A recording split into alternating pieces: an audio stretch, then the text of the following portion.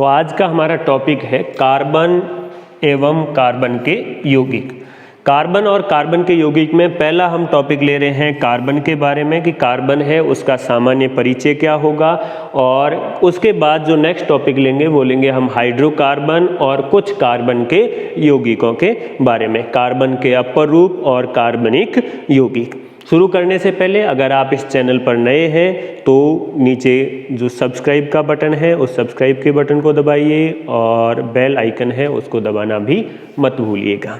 तो सबसे पहले हम शुरू कर लेते हैं कार्बन का सामान्य परिचय कि कार्बन का परिचय क्या है। तो सबसे ज़्यादा इस प्रकृति में सर्वाधिक यौगिक है, कंपाउंड है, वो किसके पाए जाते हैं? तो सबसे ज़्यादा यौगिक है वो किसके पाए जाते हैं?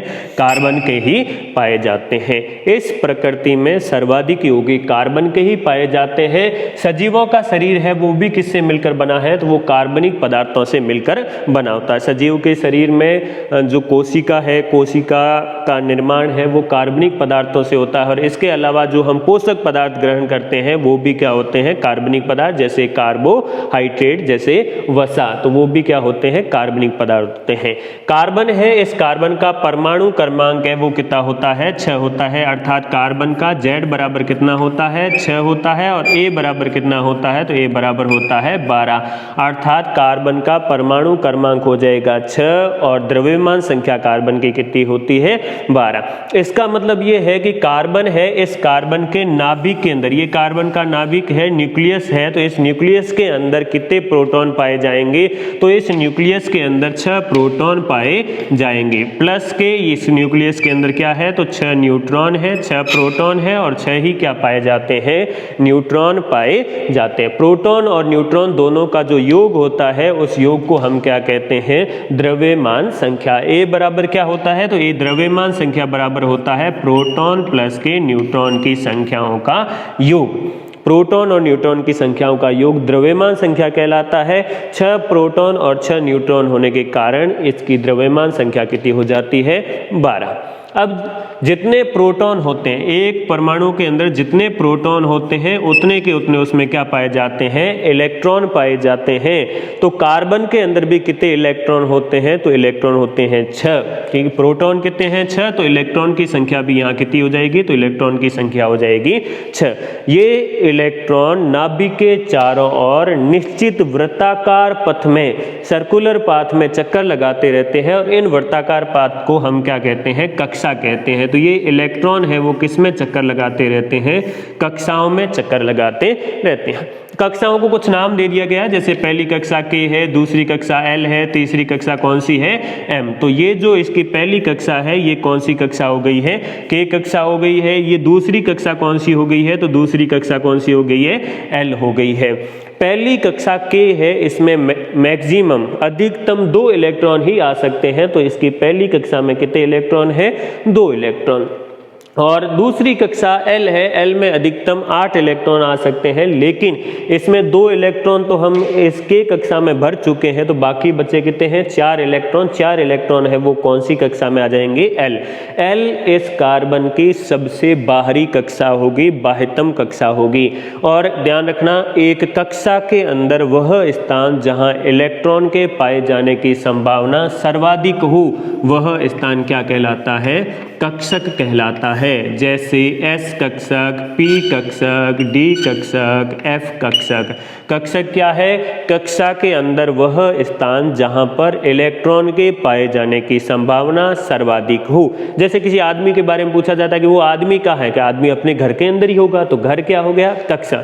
अब अगर पूछ लिया जाए कि घर में कहाँ होगा, तो घर में उस आदमी के ज़्यादा पाए जाने की संभावना कहाँ हो सकती है? कि साहब वो टीवी के आगे पड़ा रहता है, तो वही वो टीवी वाले रूम में होगा, या फिर कहेंगे कि वो खाने का ज़्यादा शौकीन है, वो रसोई घर में पड़ा रहता है, तो वो रसोई घर उसके पाए जाने की सर्वाधिक संभावना होगी। उसी तरह इलेक्ट्रॉन के पाए जाने की सर्वाधिक संभावना कक्षा के अंदर जहाँ पर होती है उसे कक्षक कहा जाता है, और कक्षक है S, P, D और F। S के अंदर मैक्सिमम यानी अधिकतम 2 इलेक्ट्रॉन आ सकते हैं, P के अंदर कितने आ सकते हैं? 6, और D के अंदर आ सकते हैं 10। अब इन इलेक्ट्रॉनों को जब हम इलेक्ट्रॉनिक विन्यास के रूप में लिखते हैं तो कार्बन परमाणु का जो इलेक्ट्रॉनिक विन्यास है वो ये होता है 1s2 2s2 2p2। इसको ऐसे भी लिखा जाता है 2 और 4, ये इलेक्ट्रॉनिक विन्यास होता है। या फिर इसका पहली कक्षा के अंदर जो s कक्षक है उसके अंदर 2 इलेक्ट्रॉन पाए जाते हैं, दूसरी कक्षा का जो s कक्षक है उसके अंदर 2 इलेक्ट्रॉन पाए जाते हैं, और दूसरी कक्षा का जो p कक्षक है उसके अंदर कितने इलेक्ट्रॉन पाए जाते हैं, तो उसके अंदर पाए जाते हैं 2 इलेक्ट्रॉन। ठीक है, उसके अंदर भी कितने पाए जाते हैं 2, इसलिए इसका हो जाएगा 1s2 2s2 और 2p2, या फिर इसका हो जाएगा 2 और 4। कार्बन परमाणु है, इस कार्बन परमाणु के सबसे बाह्यतम कोश में कितने इलेक्ट्रॉन पाए जाते हैं, तो 4 इलेक्ट्रॉन पाए जाते हैं। कार्बन के 3 प्रकृति में समस्थानिक भी पाए जाते हैं। वो समस्थानिक कौन से होते हैं, तो वो होते हैं C612, C613 और C614। कार्बन के 3 समस्थानिक है, पहला समस्थानिक है C612, दूसरा समस्थानिक है वो है C613 और तीसरा समस्थानिक है वो है C614। समस्थानिक किसे कहा जाता है, वे तत्व जिनका परमाणु क्रमांक तो समान हो लेकिन द्रव्यमान संख्या भिन्न भिन्न हो, वो क्या कहलाते हैं, समस्थानिक। और द्रव्यमान संख्या अलग अलग होने का कारण होता है उसमें उपस्थित न्यूट्रॉनों की संख्या। तो यहाँ पर द्रव्यमान संख्या 12, 13 और 14 अलग अलग है, लेकिन परमाणु क्रमांक तीनों का समान है। ये कार्बन के 3 समस्थानिक हो गए हैं। इसमें से कार्बन 14 C614 है, इसको कार्बन 14 से लिखा जाता है। ये कार्बन 14 एक रेडियो एक्टिव कार्बन है। रेडियो एक्टिव कार्बन का मतलब है कि निश्चित समय अंतराल के बाद इसकी दी गई जो मात्रा है, यानी कि अगर हमें ये 1 किलो दिया गया है तो निश्चित समय यानी कि 10 वर्ष या 50 वर्ष बाद इसकी दी गई जो मात्रा है 1 किलो है, वो कितनी रह जाएगी, तो वो रह जाएगी 500 ग्राम, यानी कि ½ kg हो जाएगी, आधी हो जाएगी। और उतने ही जो निश्चित दिया गया समय, जैसे ये हो रहा है 10 साल में हो रहा है, तो अगले 10 साल में ये कितना हो जाएगा, तो अगले 10 साल में ये 250 ग्राम हो जाएगा। तो कार्बन 14 है वो एक रेडियो एक्टिव कार्बन है, और इस रेडियो एक्टिव कार्बन का प्रयोग कहाँ किया जाता है, जीवाश्मों की आयु, फॉसिल्स की आयु ज्ञात करने के लिए किया जाता है। जीवाश्म किसे कहते हैं, जीव जंतु है वो मर जाते हैं, मरने के बाद जब जमीन से उनके अवशेष प्राप्त होते हैं, बहुत सारे जीव जंतु जो पुराने टाइम में मर गए थे और उनके अवशेष अभी हमें प्राप्त हुए हैं, तो उन अवशेषों को हम कहेंगे जीवाश्म या फॉसिल्स। जीवाश्मों के अध्ययन की जो शाखा होती है विज्ञान की, उसे कहा जाता है पैलियंटोलॉजी। पैलियंटोलॉजी विज्ञान की वह शाखा है जिसमें हम जीवाश्मों का अध्ययन करते हैं। भारतीय जीवाश्म विज्ञान के पिता भी किसे कहा जाता है, तो वो डॉक्टर बीरबल साहनी को कहा जाता है। तो जीवाश्मों की आयु ज्ञात करने के लिए किसका प्रयोग किया जाता है, कार्बन 14 का प्रयोग किया जाता है, और इस पद्धति को हम कहते हैं कार्बन डेटिंग मेथड या कार्बन डेटिंग पद्धति या कार्बन काल निर्धारण पद्धति। तो कार्बन काल निर्धारण पद्धति में किसका प्रयोग किया जाता है, कार्बन 14 का प्रयोग किया जाता है। नेक्स्ट, कार्बन की संयोजकता कितनी होती है, 4। संयोजकता का मतलब होता है जुड़ने की क्षमता। इस संयोजकता को हम ऐसे समझ सकते हैं कि किसी परिवार के अंदर एक फैमिली है, तो उस फैमिली के अंदर लड़कियां हैं और उन लड़कियों का रिश्ता करना है, तो लड़कियों के जो रिश्ता करने की संभावना कितनी होगी कि एक लड़की है तो एक रिश्ता होगा, 2 लड़की है तो 2 रिश्ते होंगे, तो जितनी लड़कियां होगी उतनी उसकी रिश्ता करने की, जुड़ने की क्षमता होगी। और संयोजकता का मतलब भी है जुड़ने की क्षमता। अब ये जुड़ता क्यों है, हमने कहा था कि कोई भी तत्व एलिमेंट है, अगर उसके बाह्यतम कोश में 8 इलेक्ट्रॉन हो, किसी भी तत्व के बाह्यतम कोश में अगर 8 इलेक्ट्रॉन हो तो वो तत्व सर्वाधिक स्थायी होता है। लेकिन अगर कार्बन की बात करें तो कार्बन के बाह्यतम कोश में कितने इलेक्ट्रॉन है, 4, 1 2 फिर हो जाएगा 3 और अगला कितना हो गया 4। अब अगर इसको बाह्यतम कोश में 8 इलेक्ट्रॉन करने हैं, तो या तो इसको 4 इलेक्ट्रॉन है, इन 4 इलेक्ट्रॉन को ग्रहण करना पड़ेगा, 4 इलेक्ट्रॉन है उनको गेन करना पड़ेगा, ग्रहण करना पड़ेगा, या फिर इसके पास जो ये 4 इलेक्ट्रॉन है, इन 4 इलेक्ट्रॉन को क्या करना पड़ेगा, निकालना पड़ेगा। कार्बन परमाणु के लिए 4 इलेक्ट्रॉन को एक साथ ग्रहण करना या एक साथ निकालना पॉसिबल नहीं होता। तब क्या करता है, तब ये भागीदारी की दुकान खोलता है, किसी और को कहता है कि भाई तू मेरे पास आ जा। जैसे इस 2 नंबर इलेक्ट्रॉन है, इसके पास किसी इस ऐसे परमाणु को ये बुलाता है जिसको भी जरूरत उतनी है कितनी है, जितनी कार्बन परमाणु को है उतनी है। जैसे यहाँ पर ये हाइड्रोजन को बुला लिया, हाइड्रोजन है, हाइड्रोजन के बाह्यतम कोश में कितना इलेक्ट्रॉन होता है, 1 इलेक्ट्रॉन होता है हाइड्रोजन के बाह्यतम कोश में। तो ये हाइड्रोजन को इन्वाइट करता है और कहता है कि हम एक भागीदारी में गाड़ी खरीद लेते हैं, बाइक खरीद लेते हैं। आधे पैसे है ये मैं लगाता हूँ, आधे पैसे तू लगा, और हमने ये खरीद ली है बाइक, हम दोनों बीच में खड़ी कर देते हैं। जब तेरे जरूरत हो तो तू ले जाना, जब मेरे जरूरत हो तो मैं ले जाऊंगा, यानी कि दोनों के बीच में। अब दोनों ने क्या किया, एक एक इलेक्ट्रॉन साझेदारी में रख दिया। हाइड्रोजन है, उसके बाह्यतम कोश में अब कितने इलेक्ट्रॉन हो गए, 2, क्योंकि ये कार्बन का ये इलेक्ट्रॉन है, ये इलेक्ट्रॉन साझा कर रहा है कार्बन हाइड्रोजन के साथ। और इसी तरह हाइड्रोजन है, वो इलेक्ट्रॉन साझा किसके साथ कर रहा है, कार्बन के साथ। इस प्रकार ये जुड़ जाते हैं, जुड़कर जो बंध बनाते हैं, इस बंध को हम कहते हैं सहसंयोजक बंध। इसको क्या कहा जाता है, तो इसको कहा जाता है सहसंयोजक बंध। तो कार्बन है वो कितने सहसंयोजक बंध बना सकता है, तो कार्बन अधिकतम 4 सहसंयोजक बंध बना सकता है। क्यों, क्योंकि इसको बाह्यतम कोश में टोटल 8 इलेक्ट्रॉन पूरे करने हैं। 8 इलेक्ट्रॉन ऐसे ही 4 सहसंयोजक बंध बनाते हुए करेगा। इसीलिए हम कहेंगे कि कार्बन की संयोजकता कितनी होती है, 4 होती है। इसका मतलब है कि एक कार्बन अन्य 4 परमाणुओं से, अन्य 4 परमाणु जरूरी नहीं कि 4 से ही जुड़े, लेकिन अन्य परमाणुओं से अधिकतम कितने बंध बना सकता है, तो अधिकतम 4 बंध बना सकता है। एक कार्बन परमाणु अन्य कार्बन परमाणु के साथ जुड़ सकता है या किन्हीं अन्य परमाणु के साथ भी जुड़ सकता है, लेकिन मैक्सिमम कितने बंध बनाएगा, 4 बंध बनाएगा। तो भाई कार्बन है उसकी संयोजकता कितनी होती है, 4 होती है। अब इन 4 संयोजकताओं को पूरी किस प्रकार कर सकता है, एक कार्बन परमाणु अपनी 4 की 4 संयोजकताओं को किस प्रकार पूरा कर सकता है, तो पहला आ जाता है 4 एकल संयोजी परमाणुओं से एकल बंध बनाकर। एकल संयोजी मतलब एक बंध बनाते हुए जुड़ने से, जैसे CH4। अब CH4 है तो इसमें क्या होगा कि एक कार्बन है वो 4 हाइड्रोजन परमाणुओं से जुड़ जाता है एकल बंध द्वारा। तो एक कार्बन 4 एकल बंध बनाते हुए अपनी संयोजकताओं को, चारों संयोजकताओं को संतुष्ट कर सकता है। जैसे CH4 में, जैसे CCl4 में, कार्बन टेट्राक्लोराइड में भी देखें तो एक कार्बन 4 क्लोरीन परमाणुओं से एकल बंध द्वारा, सिंगल बॉन्ड द्वारा जुड़ जाता है।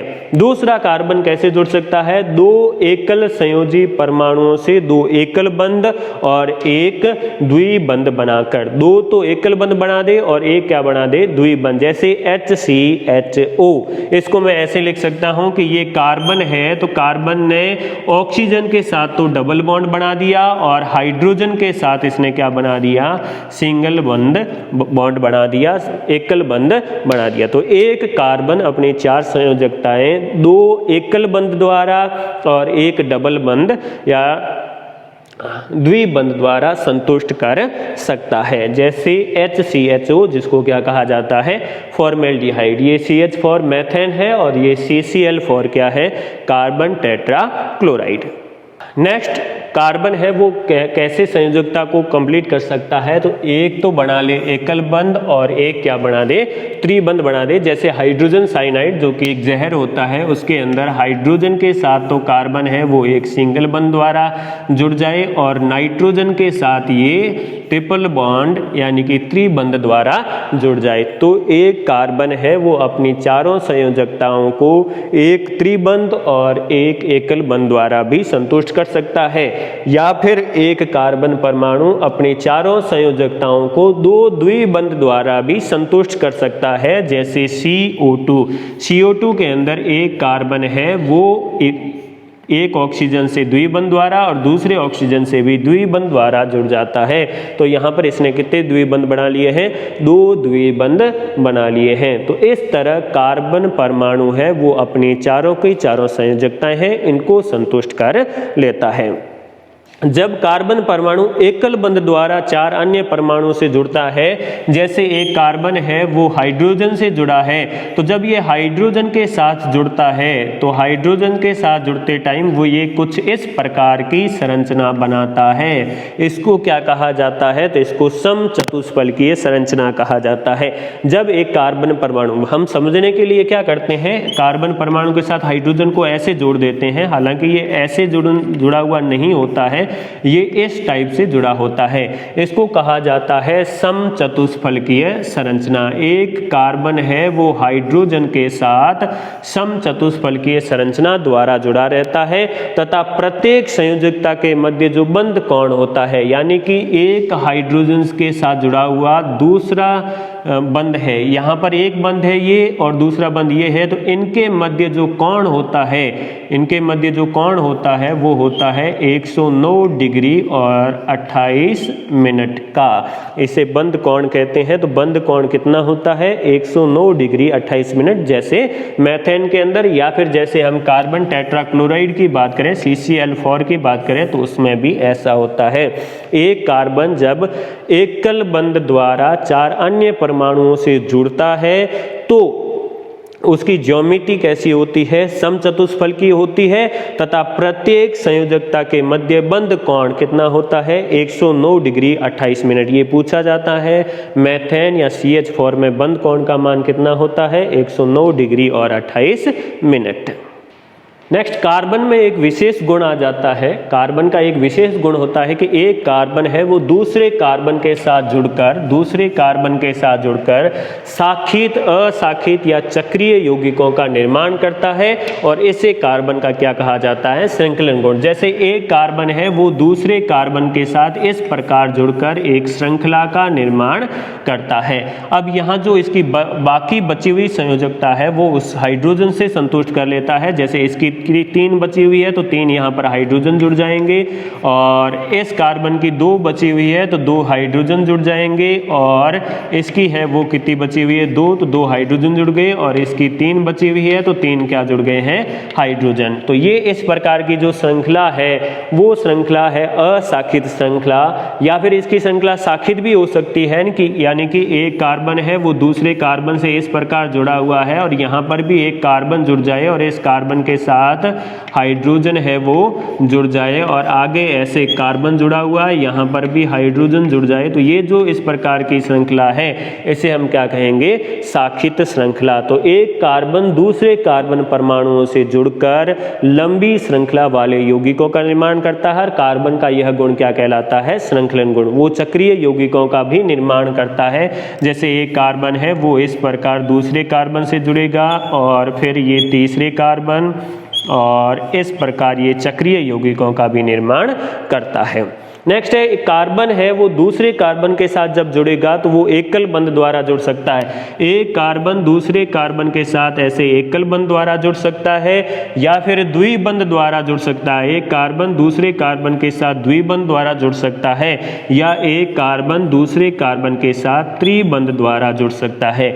जब एकल बंध द्वारा जुड़ेगा तो ये एक कार्बन 3 अन्य बंध बनाएगा, चाहे ये हाइड्रोजन के साथ बनाए या चाहे किसी और के साथ बनाए। ये भी कितने बंध बनाएगा? तो 3 और बंध बनाएगा, क्योंकि एक कार्बन मैक्सिमम 4 बंध बना सकता है चारों संयोजकताएं संतुष्ट करने के लिए, और उसकी चारों संयोजकताएं संतुष्ट होनी चाहिए। यहाँ पर देखें तो एक कार्बन है वो 2 बंध ऑलरेडी बना चुका है, तो बाकी कितने बचे? 2 हाइड्रोजन से जोड़ दिए हैं। यहाँ पर भी कितने बचे हैं? तो यहाँ पर भी 2।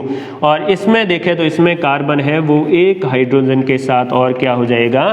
संयोजित हो जाएगा और एकल बंध बना लेगा। तो एक कार्बन दूसरे कार्बन के साथ एकल बंध, द्विबंध या त्रिबंध के द्वारा जुड़ सकता है।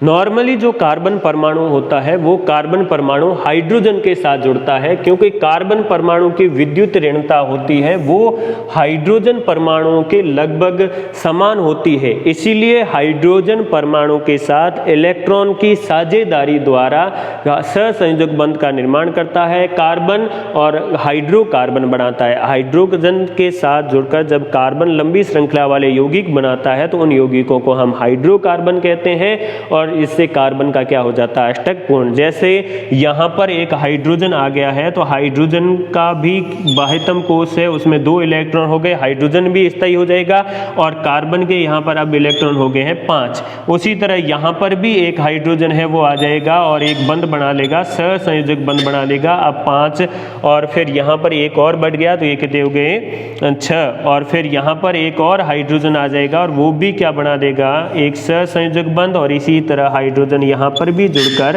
एक सहसंयोजक बंध बना देगा। अब अगर कार्बन के बाह्यतम कोश में देखें तो 2, 2, 4, 2, 6 और 2, 8 इलेक्ट्रॉन पूरे हो गए हैं, और अगर बाह्यतम कोश में 8 इलेक्ट्रॉन पूरे हो जाते हैं अर्थात उसका अष्टक कंप्लीट हो जाता है तब वो परमाणु स्थायी हो जाता है। तो ये कार्बन स्थायी हो गया और इसी तरह हाइड्रोजन भी स्थायी हो गए। हाइड्रोजन के साथ जब कार्बन जुड़कर लंबी श्रृंखला वाले यौगिक बनाता है तो उन यौगिकों को क्या कहा जाता है, हाइड्रोकार्बन कहा जाता है। तो ये कार्बन का सामान्य परिचय हो गया है। नेक्स्ट वीडियो में हम बात करेंगे हाइड्रोकार्बनों के बारे में।